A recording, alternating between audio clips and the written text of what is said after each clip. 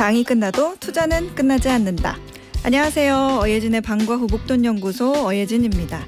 7월 28일 월요일 우리 시장 삼성전자가 파운드리 계약 체결 소식에 5% 강세를 보인 가운데 보합 마감했습니다. 8월 1일 미국의 관세 시행 앞두고 협상 주시하는 분위기인데요. 코스피는 0.4% 소폭 오른 3,209. 그래도 3,200선 다시 회복했네요. 코스닥은 0.3% 하락한 804에 거래를 마쳤습니다. 원달러 환율은 달러와 강세의 상승 마감했네요. 전 거래일 대비 4원 오른 1,382원에 거래를 마무리했습니다. 지금 이곳 목동의 기온은 35.2도. 아침에 일어나서 거실 나갔다가 깜짝 놀랐어요. 찜질방인 줄 알고. 오늘 정말 유난히 덥습니다. 물 많이 마시면서 건강관리 잘 지키세요. 어예진의 방과 후 목돈연구소 시작합니다. 노이즈의 너에게 원한 건 들으시면서 어예진의 방과 후 목돈연구소 문을 활짝 열었습니다. 이저몽님께서요. 소장님 안녕하세요. 지금 중국 샹그릴라로 떠나려고 공항이에요. 무사히 잘 다녀올게요 하고 보내주셨어요. 와, 중국 샹그릴라 찾아보니까 지금 20도 수준이에요. 와, 거기는 시원하겠네요. 시원하게 힐링하고 오세요. 안전하게요. 최현주님께서는 낯익은 이름이에요. 기억하고 있거든요. 지금 무지막지하게 덥네요. 택배 싣다가 몸이 불타는 줄 알았어요. 그래도 어박목이 있어서 너무 즐겁습니다 해주셨어요. 이렇게 긍정적인 마음을 가진 우리 최현주님 힘내세요. 정말 저는 진짜 5분 정도 서 있어도 너무 숨이 막힐 정도로 덥던데 정말 고생이 많으십니다. 제가 목소리로 힘을 전해드릴게요. 힘! 자, 월요일부터 금요일까지 오후 4시에 문 여는 SBS 라디오 어예진의 방과 후 목돈연구소고요. 무료로 SBS 라디오 들을 수 있는 어플 고릴라 그리고 유튜브 채널 시교라로 함께 하실 수 있습니다. 저와 소통 원하시는 분들은 단문 50원, 장문 100원의 유료 문자 샵 1035 또는 무료 어플 고릴라로 문자 보내주시면 됩니다. 소개도 해드리고 추첨해서 커피 쿠폰 보내드릴게요. 자, 오늘 1교시는 시장 읽는 눈을 키우는 마켓 인사이트, 그리고 2교시는 경제생활 속 법률 이슈를 풀어보는 법대로 합시다 준비했어요.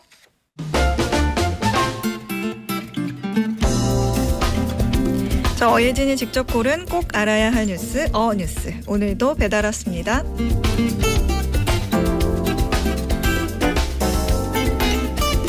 요즘 해외 투자자들 사이에서 유행하는 금융상품 중에 재난채권이라는 게 있습니다. 한마디로 재난이 없으면 높은 수익, 재난이 발생하면 원금까지 날릴 수 있는 고위험 채권입니다. 비가 안 오면 당신이 내게 준 돈에 보너스까지 얹어 돌려주고 비가 오면 당신이 준 돈으로 내 우산 사는 데 쓰겠다는 개념과도 같죠. 재난채권은 주로 보험사들의 보험사인 재보험사라는 곳에서 발행을 합니다. 예를 들어 캘리포니아에 대형 산불이 발생하면 보험사는 가입자에게 보험금을 줘야 하는데요. 이때 지급하는 보험금이 보험사 자체 역량을 초과할 경우 재보험사에게 받는 보험금으로 보완을 합니다. 이렇게 되면 재보험사들도 별 수 없이 손해를 입는 건 마찬가지인데요. 예전에는 이런 초대형 재난이 100년, 200년에 한 번씩 생겼지만 이제는 기후 재난이 잦고 규모도 커져서 가진 돈만으로는 해결이 안 되는 위험에 처했습니다. 그래서 일정 수준 이상의 기후 재난이 발생하면 투자자에게 빌린 재난채권의 이자 또는 원금까지 보험금 지급으로 써버리고요. 재난이 안 터지면 재보험사는 돈 나갈 일이 없으니 투자자에게 원금과 이자까지 지급하는 겁니다. 기후 리스크가 워낙 크기 때문에 다른 채권에 비해 이자가 매우 높죠. 글로벌 재보험사인 스위스리에 따르면 지난 1년 동안 재난채권 수익률은 14%, 5년간 50% 이상 올랐다고 합니다. 게다가 이 채권은 기후 재난이 발생할 때만 가격이 움직여서 주식이나 채권, 금과는 전혀 다른 방향으로 움직인다는 특징이 있는데요. 위험을 분산하는 포트폴리오 구성 이론에 딱 맞는 상품으로 평가돼 큰돈 굴리는 기관들에게 인기가 높습니다. 기후 변화가 심해질수록 수익이 올라가는 재난채권. 금융시장에서는 위기도 돈이 되네요. 이상 어뉴스였습니다.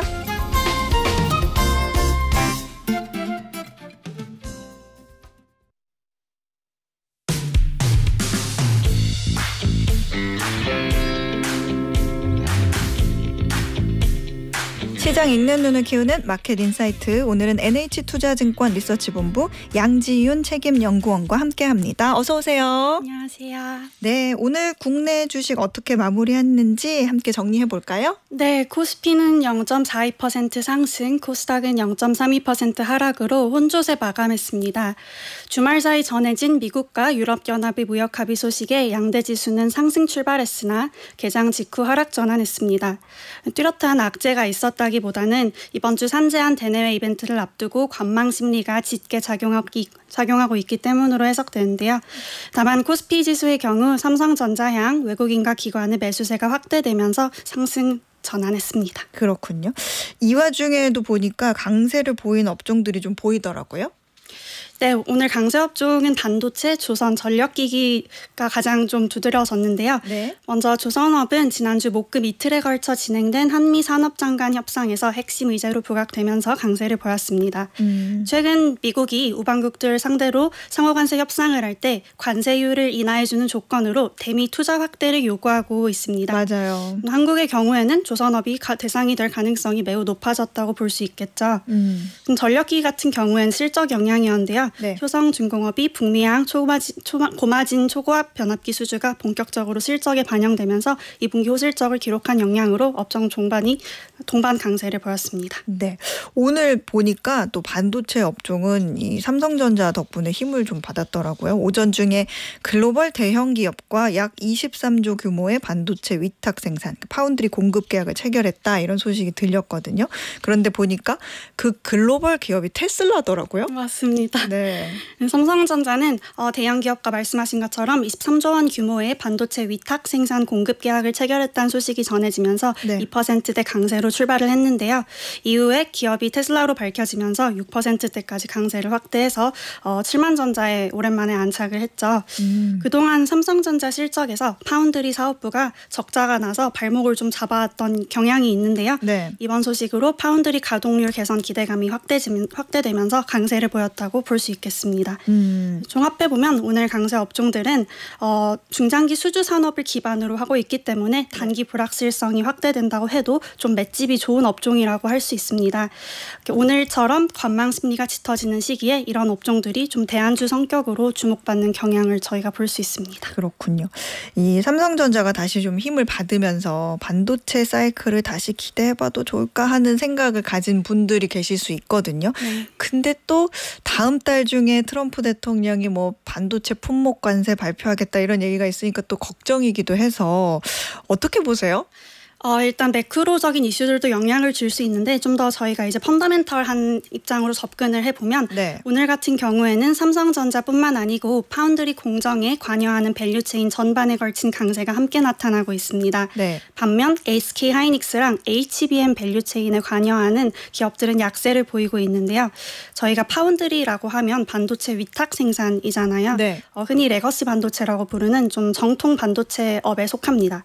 반면 고대역폭 메모리를 의미하는 HBM은 AI 슈퍼사이클이 대두되면서 주목받기 시작한 좀 신예라고 볼 수 있겠죠.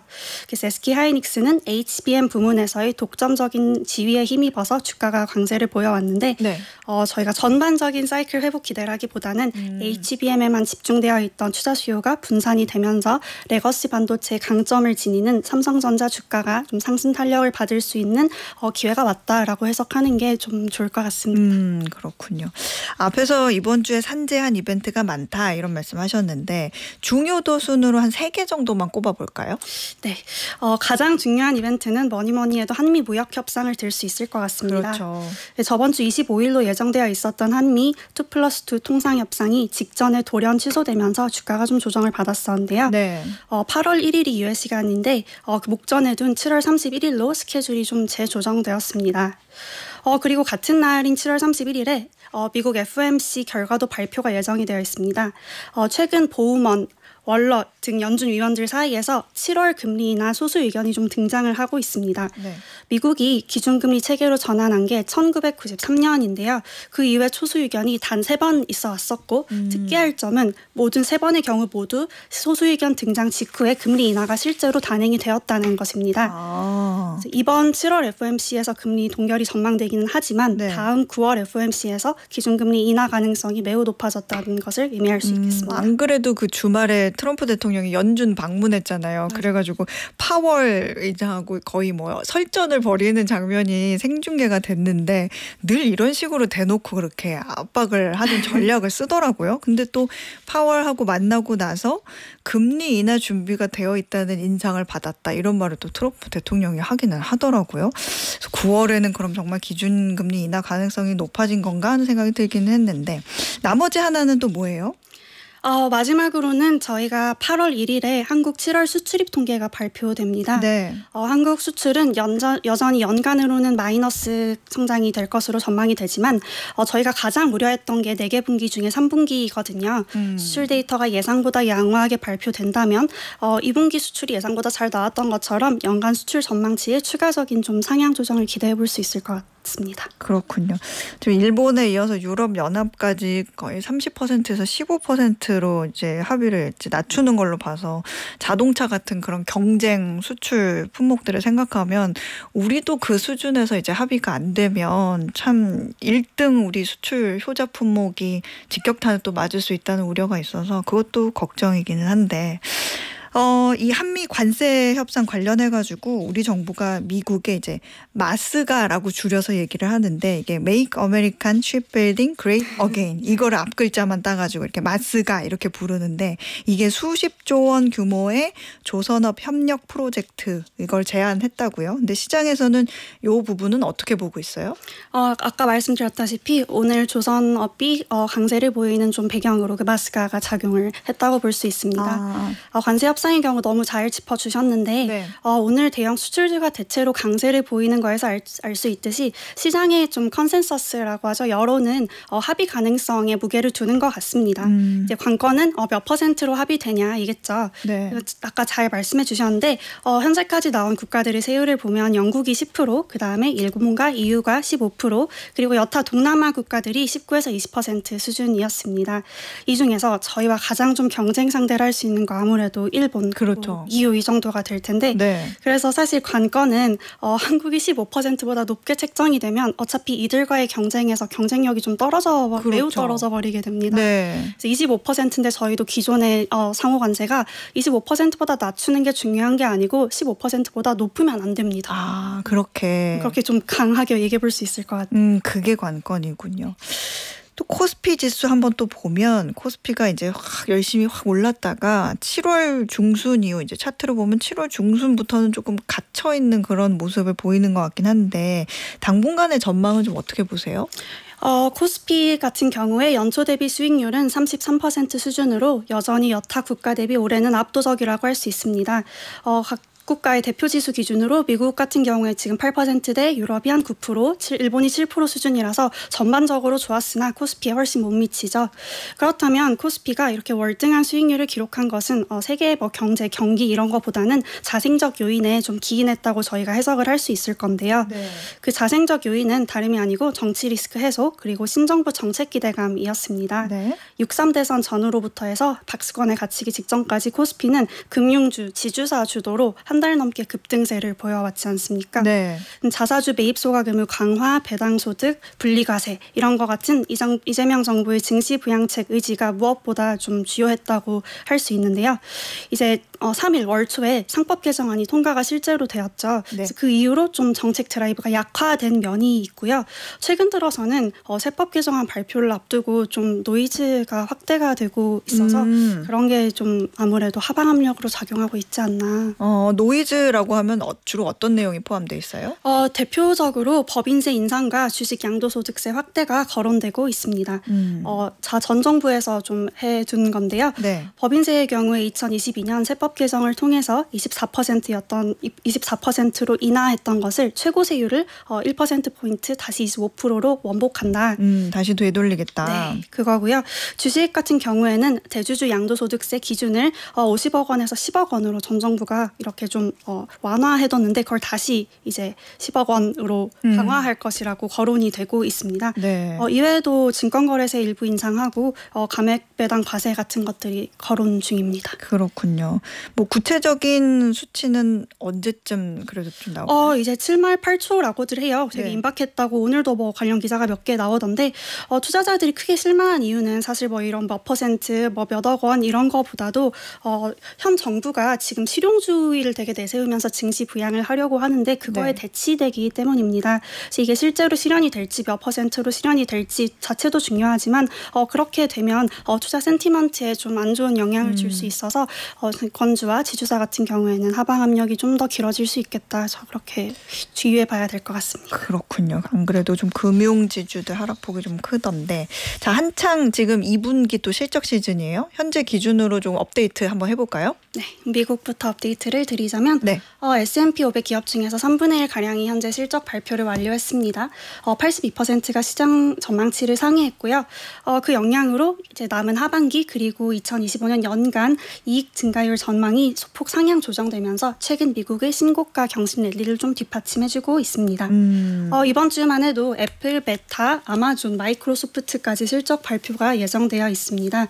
빅테크 기업들의 경우 당장의 실적도 중요하지만 AI 투자가 얼마나 집행될 것이냐 그게 가장 초유의 관심사라고 볼 수 있는데요. 네. 지난주 앞서 실적을 발표한 알파벳 같은 경우에 캐펙스 투자, 자본 지출을 100억 달러나 늘리겠다고 발표하면서 주가가 급등한 바 있습니다. 그렇군요. 이번 주에 애플, 메타, 아마존, 마이크로소프트 진짜 굵직한 기업들의 실적 발표가 예정돼 있네요.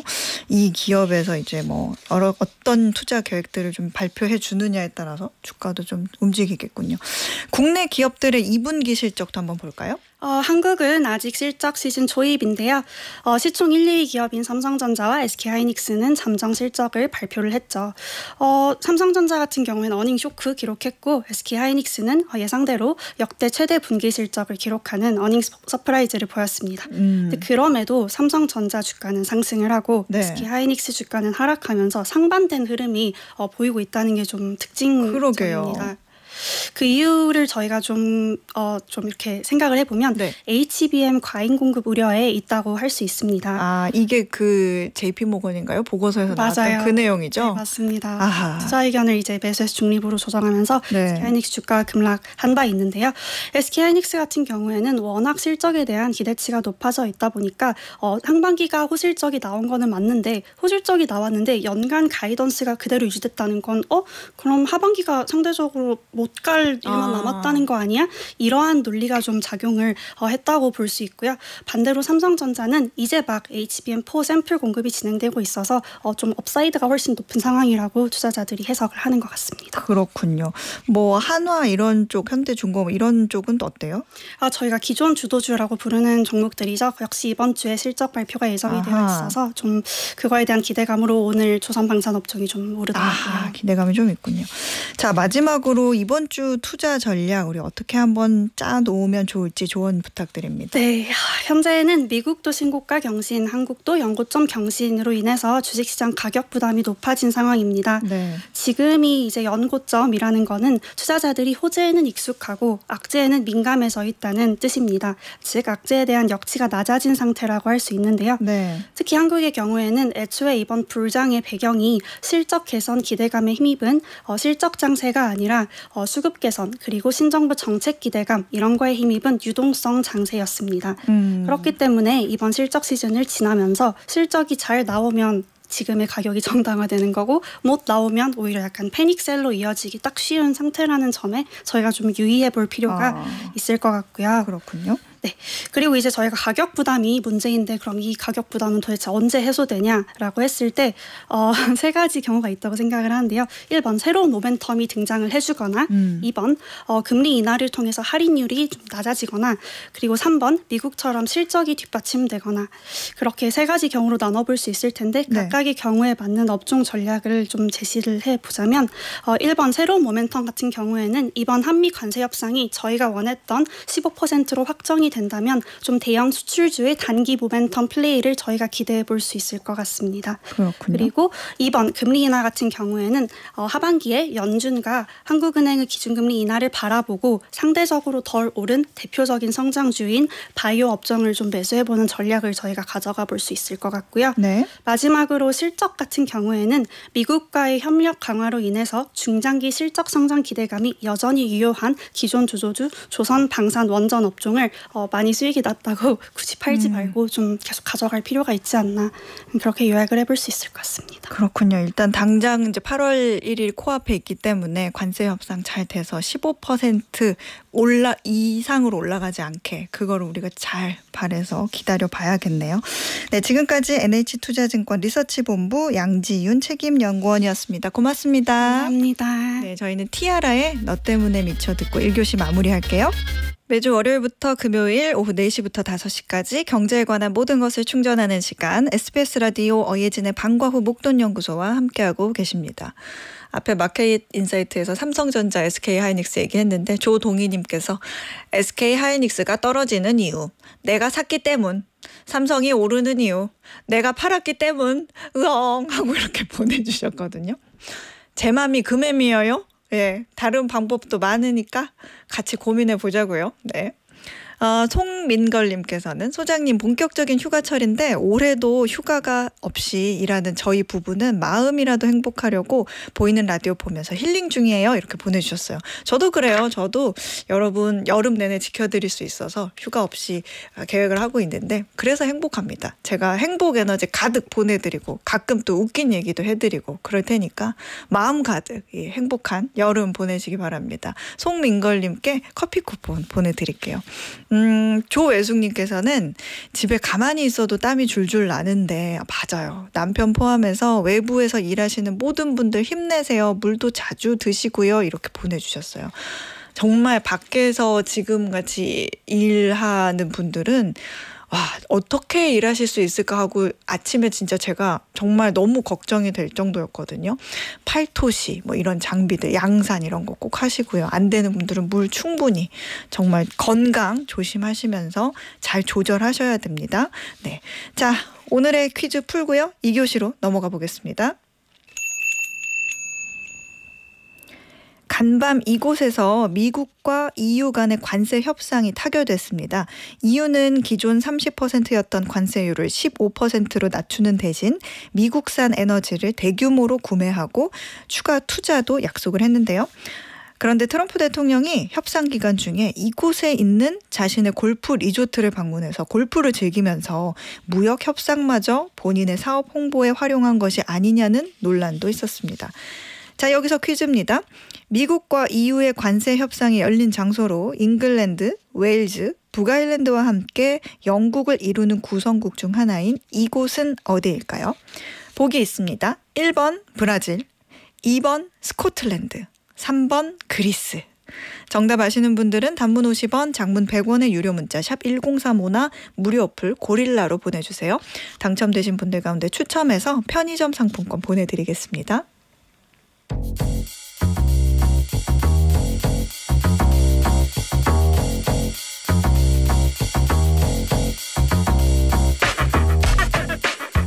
생활에 꼭 필요한 법 이야기 법대로 합시다. 오늘도 법무법인 로인의 조세영 변호사가 알려드려요. 어서 오세요. 안녕하세요. 조세영 변호사입니다. 네, 변호사님 지금 한창 여름 휴가철이잖아요. 기분 좋게 휴가 잘 다녀오면 최고인데 또 그 과정에서 좀 언짢은 상황들이 생기는 경우가 좀 있어요. 휴가철에는 보통 주로 어떤 분쟁들이 좀 많이 발생을 할까요? 네, 여름철 휴가철을 맞아서 여행을 많이 가시는데요. 네. 여행에 필요한 뭐 숙박, 숙박, 교통수단, 식사 등 전반에 걸쳐서 사실 여러 문제가 발생합니다. 실제로 한국소비자원 통계에 따르면은 7, 8월 사이에만 여행 관련 소비자 피해 접수가 연간 건수의 절반 가까이를 차지한다고 합니다. 와. 오늘은 휴가철 여행과 관련된 법률 분쟁 이야기를 해보겠습니다. 네, 휴가 계획하고 계시는 분들이라면 한번 잘 들어보시면 좋을 것 같네요.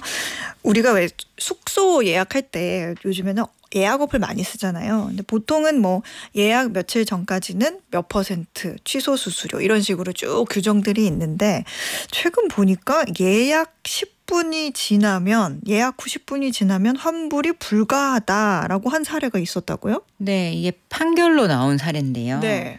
2025년 6월 서울중앙지방법원은 예약 후 10분이 지나면 어떤 사유로도 환불 불가라는 약관을 둔 업체에 대해서 이건 명백히 불공정 약관이다라고 하면서 소비자 승소 판결을 내렸습니다.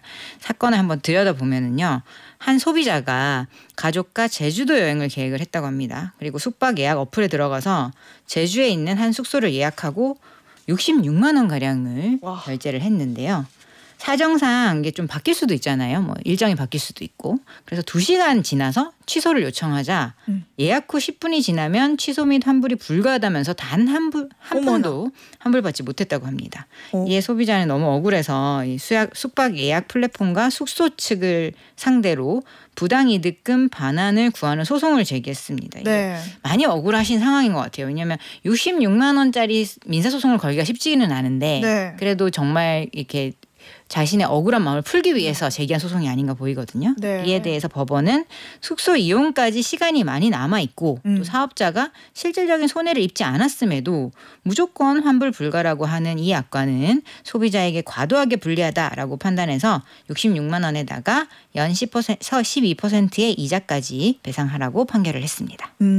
어떤 취소 수수료에 대한 기준을 만드는 거는 그거는 보여주는 거는 업체 마음인데 그게 소비자에게 굉장히 불공정하느냐 이런 거를 판단한 사례 같네요. 네, 공정위에서 이런 거 기준표를 이제 제시하긴 하는데 네. 권고사항에 불과해서 뭐 강제할 수는 없고 그 권고에 따라서 좀 위약 규정을 만들어 주시면 좋겠고. 그렇군요. 네. 소비자가 이런 문제를 겪지 않으려면 어떻게 하면 좋을까요? 우선은 예약 전에 취소 가능한지 여부와 또 위약금이 얼마나 되는지를 미리 확인하는 겁니다. 좀 전에 소장님이 예시로 들어주셨듯이 네. 며칠 전까지는 얼마 그렇죠. 이렇게 규정이 잘 돼 있거든요. 근데 네. 보통 밑에 한참 스크롤을 내려야 맞아요. 조그맣게 써져 있기 때문에 그냥 간과하기가 쉬운데 네. 절대로 취소를 안 할 거야 라고 생각하고 예약을 하시지만 또 사람 일이라는 게 모르니까요. 꼭 확인하시기 바라고 요즘은 또 에어비앤비, 야놀자, 여기어때 같은 다양한 숙박 플랫폼을 통해서 예약을 하기 때문에 네. 또 이 각 플랫폼마다도 다르고요. 또 같은 플랫폼 아니더라도 숙소마다 또 취소 환불 정책이 또 다릅니다.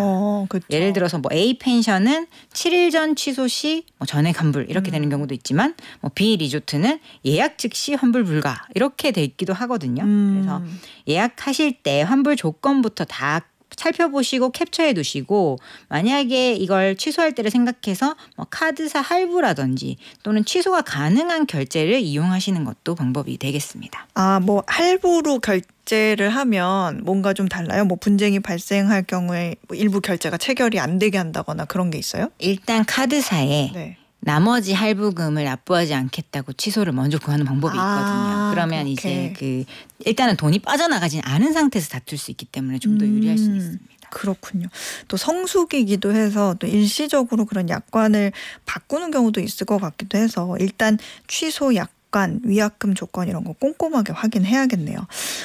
요즘은 또 렌터카 업체들이 또 규모도 커지고 다양해가지고 여행지에서 렌터카 빌려가지고 자유롭게 여행하는 경우 굉장히 많은데 그런 과정에서 사고가 날 경우에는 책임이 어떻게 되는지 주로 어떨 때 난감한 상황들이 생기는지도 좀 알려주세요.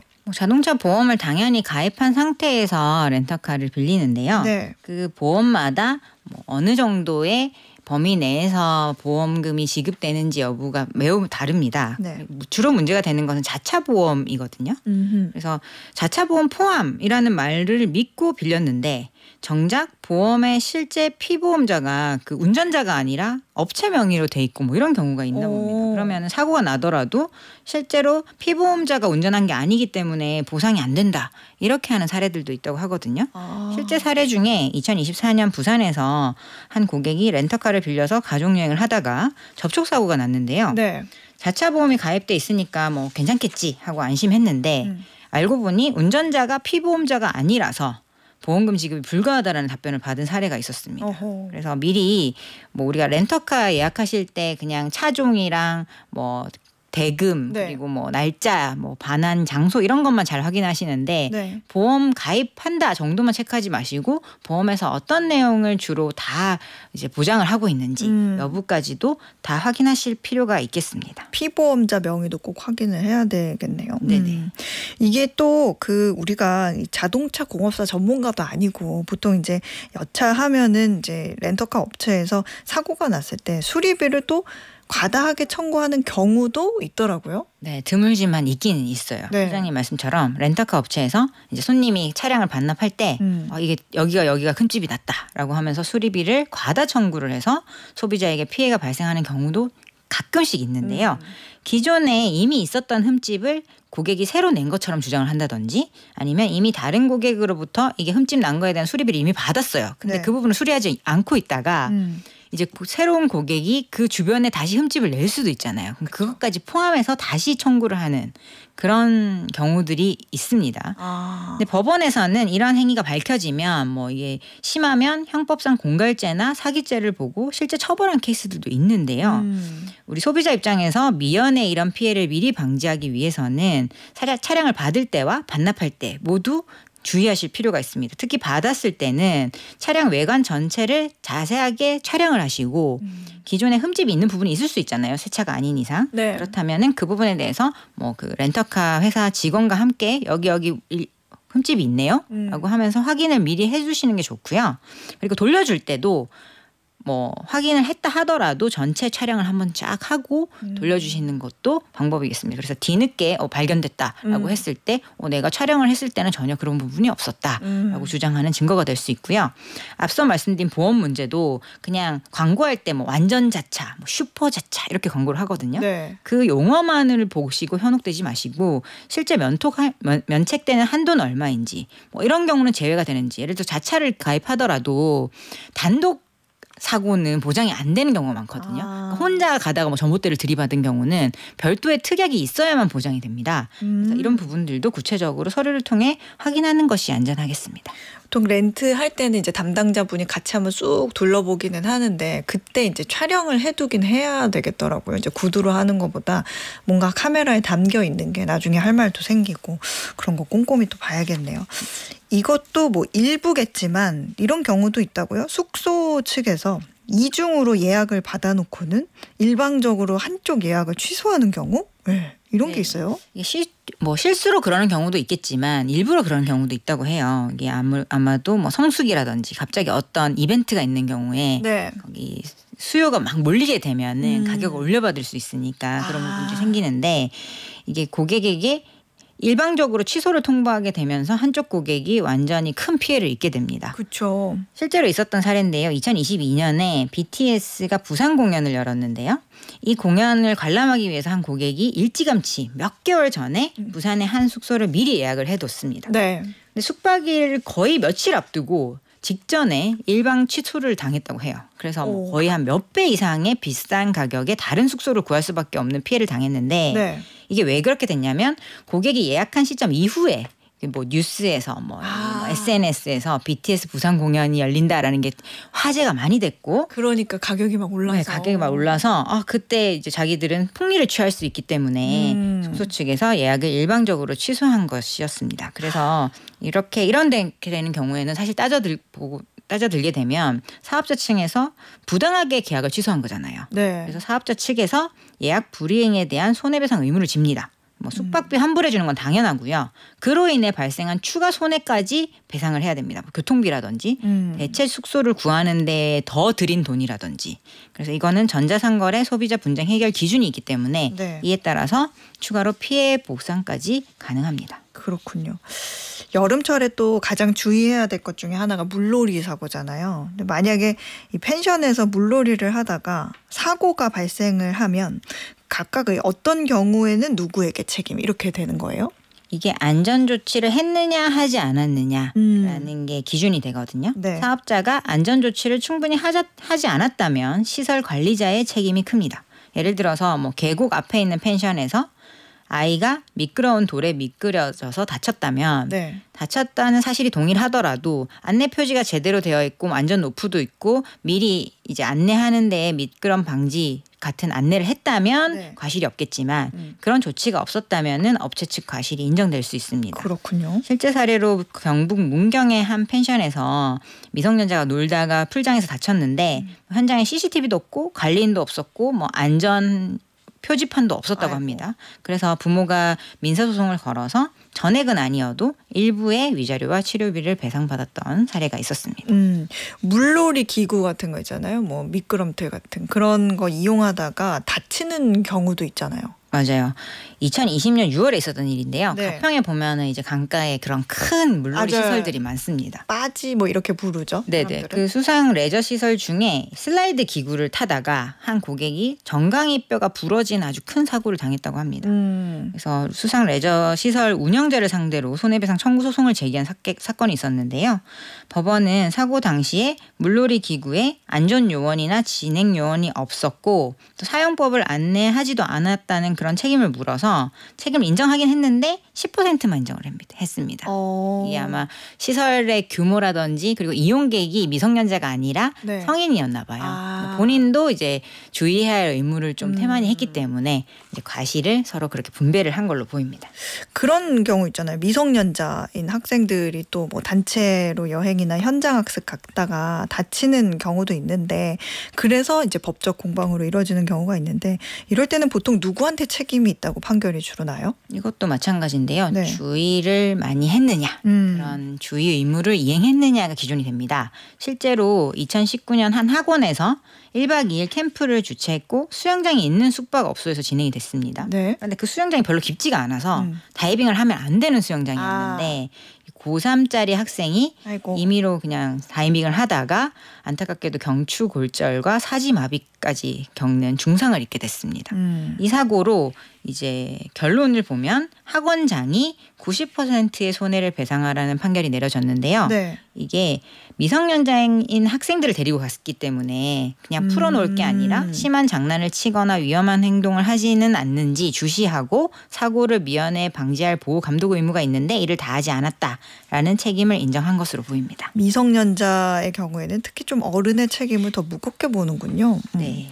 캠핑장을 또 예약을 했는데 또 요즘에는 비가 갑자기 뭐 폭우가 내리는 경우도 많잖아요. 예상치 못하는 안타까운 사고도 있고 이럴 때 이제 갑작스런 기상 변화를 취소하는 경우 이런 거는 환불이 되나요?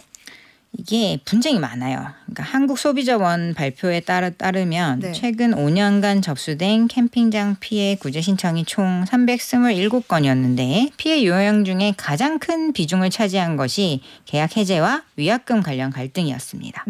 이 계약 해제 사유 중에서도 기상 변화나 천재지변으로 인한 분쟁이 가장 많았는데요. 네. 현행 소비자 분쟁 해결 기준에 따르면 천재지변 등 불가항력 이유로 인해서 이용이 불가능할 경우에는 당일에 취소하더라도 전액 환불해줘라라고 기준은 마련이 되어 있는데 현실에서는 많은 캠핑장이 기상이 악화되더라도 환불을 해주지 않거나 또는 소비자에게 아주 불리한 과도한 위약금을 요구하고 있기 때문에 제도적으로 개선이 필요한 상황입니다. 여름철엔 또 밖에서 먹는 음식 파는 사람도 사는 사람도 걱정이 많은데 식당에서 밥 먹고 식중독에 걸리면 어떻게 해야 돼요? 네, 실제 사례가 이게 참 많은데요. 매년 네. 발생하죠. 네. 2023년에는 제주도의 한 해산물 식당에서 단체 관광객 8명이 생굴을 먹고 복통, 설사 증세를 호소했고 검사를 해보니 노로바이러스가 검출이 됐다고 합니다. 보건소에서 위생검사를 통해서 해당 음식점에서 조리기구 세척을 부실하게 했다는 사실을 확인을 했고 위생 점검 조치와 함께 피해자들이 손해배상을 청구해서 합의금을 받았고요.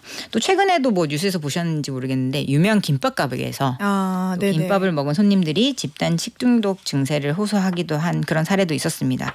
식중독이 의심되는 경우에는 병원 진단서, 진료 내역, 그리고 뭐 남은 음식 사진이나 샘플, 그리고 같이 식사한 인원 정보 등을 파악해서 이렇게 신고를 하시면 그 부분에 대한 합의를 받아낼 수도 있겠습니다. 그렇군요. 해수욕장에서 도난 사고 발생하는 경우도 있는데 이때는 어딘가에게 책임을 물을 수가 있어요? 그냥 이렇게 오픈된 해변에서의 도난은 사실 공공기관이나 이런 쪽에다 책임을 물을 수는 없는데요. 네. 이게 유료 물품 보관소가 있는 경우가 있습니다. 이럴 때에는 직원의 과실이 있다면 일부 책임을 물을 수 있습니다. 예를 들어서 보관함 도어락이 고장이 났는데 계속 사용하도록 안내를 했다면 이에 대한 피해는 보상을 해야 된다라는 판례도 있습니다.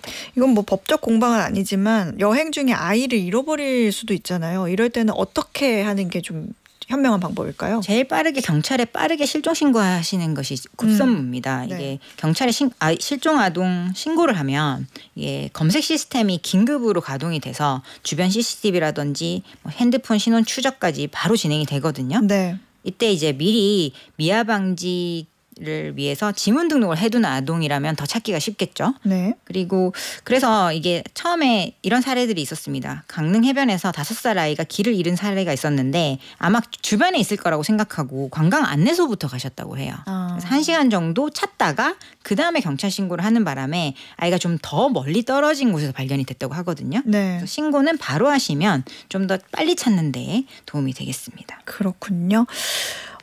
마지막으로 이 휴가철 분쟁이 여러 곳에서 많이 발생할 수가 있는데 예방하려면 좀 어떤 점을 주의해야 될지 정리를 해주세요. 네, 예약하기 전에 약관을 꼼꼼하게 확인하시고요.